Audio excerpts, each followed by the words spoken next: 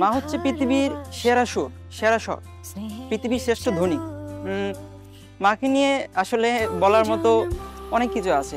দেখা যায় মাকে নিয়ে বলতে গেলে আমাদের উপন্যাসের পর উপন্যাস লেখা যাবে, কবিতার পর কবিতা লেখা যাবে অনেক কিছু। কিন্তু আমার মা আমার কাছে শ্রেষ্ঠ। আজকে বিশ্ব মা দিবস, প্রত্যেকটা মার প্রতি আমার শ্রদ্ধা, সম্মান।